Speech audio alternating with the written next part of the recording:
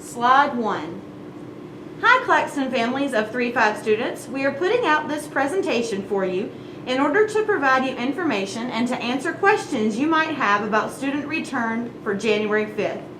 We are going to go through safety protocols, arrival and dismissal procedures, and what classrooms may look like as students return. So the first thing that we're going to address are safety protocols. Masks are required for all students.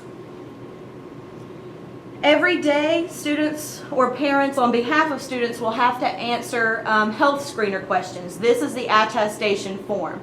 So just so that you're familiar with these questions, there are 3 questions. The first question is, have you had any close contact within 6 feet for at least 15 minutes in the last 14 days with someone diagnosed with COVID-19, or has a health department or healthcare provider been in contact and advised you to quarantine?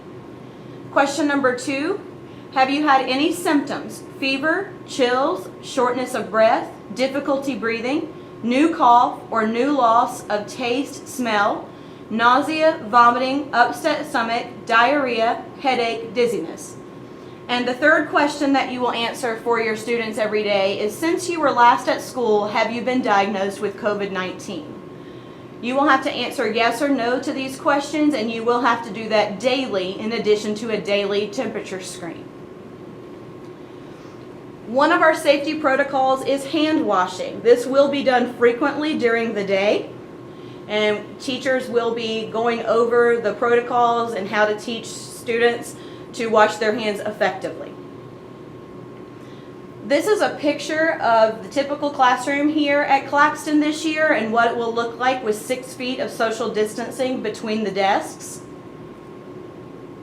We are trying to maintain a distance of 6 feet whenever possible. Additionally, one big thing that we are going to definitely work to do is have no sharing of food or masks. So please remind your child that their mask is their own and they should not share with their friends. We also will not be sharing supplies from student to student. Next thing we're going to address is the arrival procedures. Our doors will open at 7:10. Parents cannot walk children into the classrooms this year. There will be Claxton staff at all 3 entrance locations in order to walk the children to their classrooms so that they know where to go. Students must have on masks when entering the school building, and temperature checks and attestation forms will be completed before the students enter. Students with a temperature of 100.4 or greater will not be allowed in the school building, and students will not be allowed to enter the building if any answer is yes to any questions on the attestation form. We'll address each way that students may arrive at school. The first way is car riders. So for our car riders, temperature checks and attestation forms will be completed in the cars before the students get out. We will have staff members there. They will be asking the questions and taking your child's temperature. This does have to be done every single day, and car rider students will enter through our front entrance. For our bus riders, the temperature checks will be taken by the K1 playground, and attestation forms will be filled out by the parents before the students get on the bus. For our walkers, temperature checks and attestation forms will be completed outside the blue door across from the church parking lot. So if you're a walker, the parents will park in the church parking lot and walk their child over to the building to get temperature checked and fill out the attestation form. What should your child bring with them to school? The first thing they should bring is a book bag with no book bags on wheels, please. For supplies, go ahead and have basic supplies like pencils, scissors, etc. Please go ahead and take it out of the packaging and into a pencil box so that they will not be sharing supplies. So they will have their own supplies with them all ready to go for when they return. If your child is not eating from the cafeteria, then your child will also need to bring their lunchbox with them. Your child may also bring a water bottle. Students cannot use water fountains this year, so we do have water filling stations for them in the hallways. The last thing your child should bring is their school-issued device and headphones if they have them. As you return to class, there are also materials that you need to bring back. Any Eureka workbooks that you are working in currently, any ARC notebooks or student workbooks. For 3rd grade, that's weather. For 4th grade, that's animal adaptations. And for 5th grade, that is ecosystems. And then for 5th graders only, bring back your STEM Scopes workbook. We will have masks breaks and recess throughout the day. So students will have a chance to have a mask break outside in designated areas. They will be socially distanced during those mask breaks. So that will happen throughout the day. In addition to those breaks, they will have a recess time in designated areas where they will have the opportunity to run around and play. Students will keep their masks on during recess. Slide 17. Bathroom and water breaks will look a little bit different this year. 3rd grade students will use the restrooms in the annex.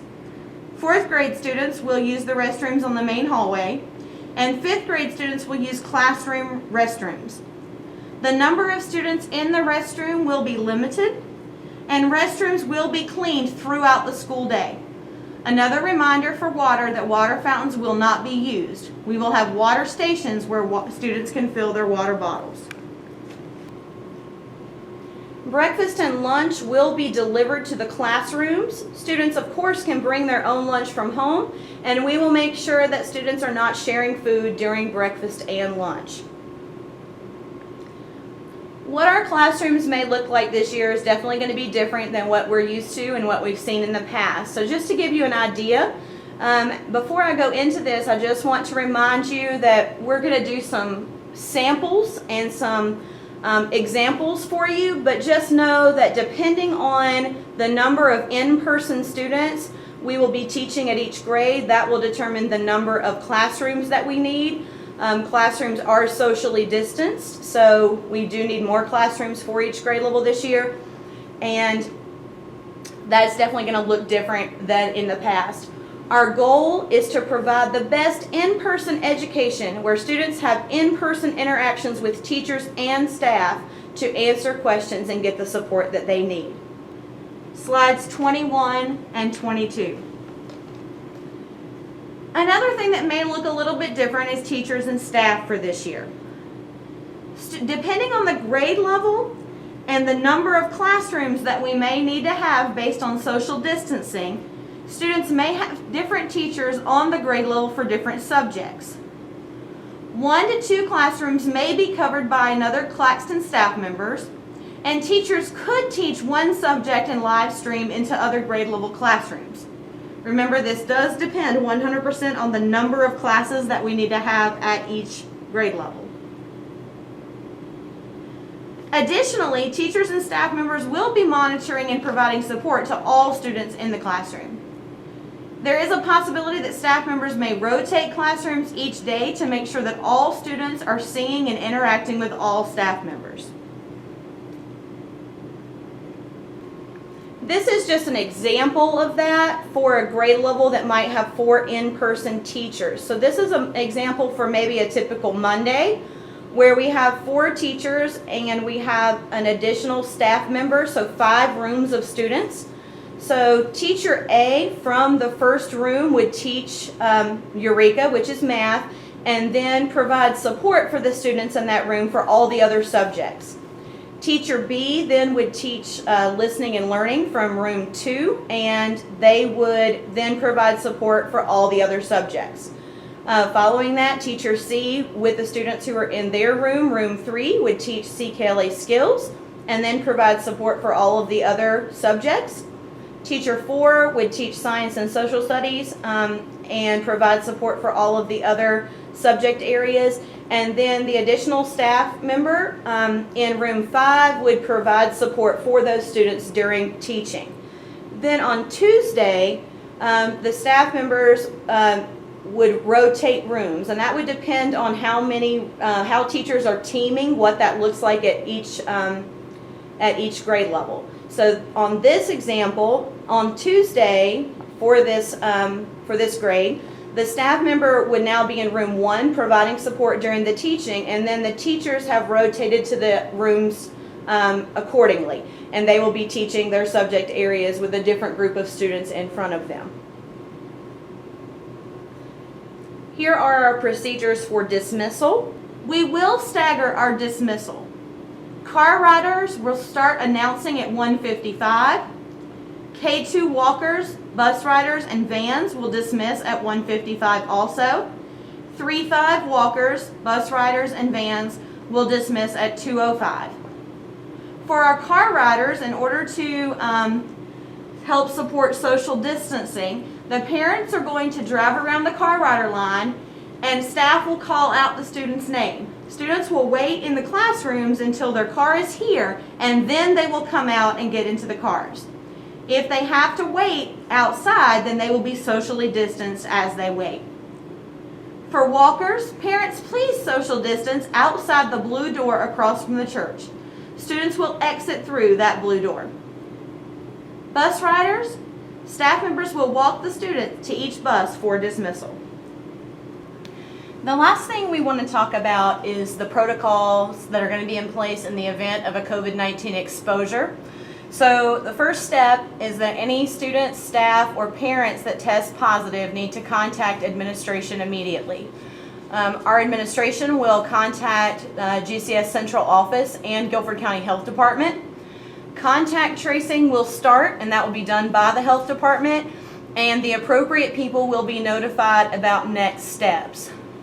Classroom and areas that were impacted will be deep cleaned, and the other thing that you need to know as far as this is concerned is just depending on the situation, it could result in a class of children being quarantined. So in the event that that would happen, parents, families would be notified, and those students would be doing remote instruction for the length of the quarantine.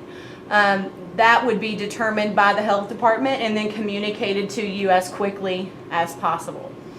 So this concludes the presentation about our protocols that are in place to ensure the safety of your students, your children, and our staff. And we are really excited to have our stars return to campus. And if you have any questions or concerns that were not addressed in this presentation, or you need any clarification about the information that is addressed in this presentation, please feel free to contact the front office at 336-545-2010. We can't wait to see you in person January 5th.